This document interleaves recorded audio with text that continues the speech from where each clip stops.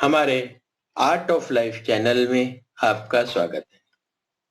आज हम जीवन के लक्ष्य के बारे में चर्चा करेंगे। जीवन के लक्ष्य क्या है उसके बारे में आज हम बात करेंगे। एक बच्चा जब पैदा होता है तो पैदा होते ही माता पिता उसकी देख रेख करने लगते हैं।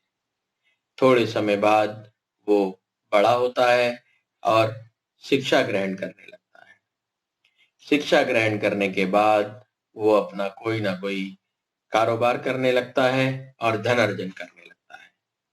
धन अर्जन करने के बाद एक समय के बाद उसको वो शादी कर लेता है। शादी के कुछ समय बाद उसके बच्चे होने लगते हैं। धीरे धीरे उसके बच्चे बड़े होते रहते हैं और वो वृद्धावस्था की तरफ अग्रसर होता रहता है। जैसे जैसे समय निकलता रहता है फिर एक दिन उसका अंत हो जाता है। उसका अंत हो जाने के बाद कुछ समय के बाद या थोड़े ज्यादा समय के बाद उसका नाम कोई नहीं जानता। उसने अपने पूरे जीवन में, जब वो अपना जीवन जी रहा था, पूरे जीवन में पहले शिक्षा ग्रहण की, फिर धन अर्जन किया और अपने बच्चों की देखभाल में सारा जीवन बिता दिया। और ज्यादातर समय, आज के दौर में ज्यादातर लोग धन कमाने में ज्यादा से ज्यादा समय और ज्यादा से ज्यादा जीवन बिता देते हैं। क्या हमारे जीवन का वास्तविक लक्ष्य धन कमाना ही है? इंसान अपने आखिरी सांस तक धन कमाने की दौड़ में लगा रहता है।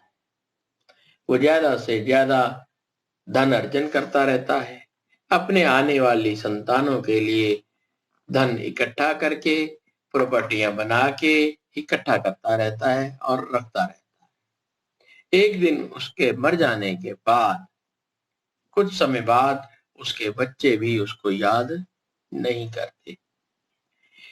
क्या धन के पीछे भागना या धन कमाने को ही अपने जीवन का लक्ष्य बनाना वास्तविक लक्ष्य है, या हमारे जीवन का लक्ष्य कुछ और है?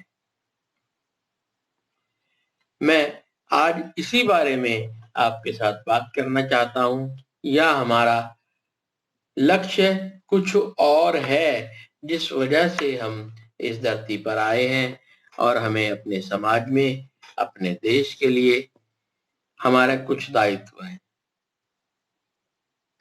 जैसे आज से पहले दुनिया में जितने भी लोग आए और जितने भी लोग चले गए, आज हम किन लोगों का नाम याद रखते हैं? जैसे Mother Teresa, Thomas Edison, Einstein, Mahatma Gandhi, या और इस तरीके की लाखों लोगों की लिस्ट लंबी हो सकती है।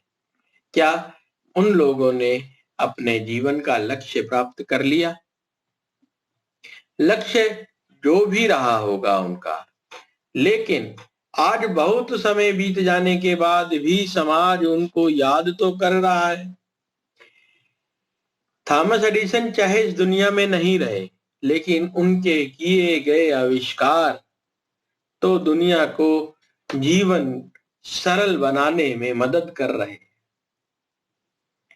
मदर टेरेसा तो इस दुनिया में शायद नहीं रही, लेकिन उनके बताए गए रास्तों पर आज दुनिया चल रही है। तो जब तक दुनिया रहेगी, इन लोगों का नाम दुनिया में बना रहेगा। अब हमें अपने जीवन में ये समझना है कि हमारा लक्ष्य क्या है। धन कमाना, धन को ही अपना लक्ष्य बनाना गलत नहीं है, लेकिन इसके साथ में भगवान ने हर इंसान के अंदर एक छुपा हुआ टैलेंट दिया है। हर इंसान को अपने अंदर के टैलेंट को निखारना है और निखारने के बाद ऐसा कुछ करके जाना है जिससे कि उसके इस दुनिया से चले जाने के बाद भी समाज, देश और दुनिया उसको याद करे।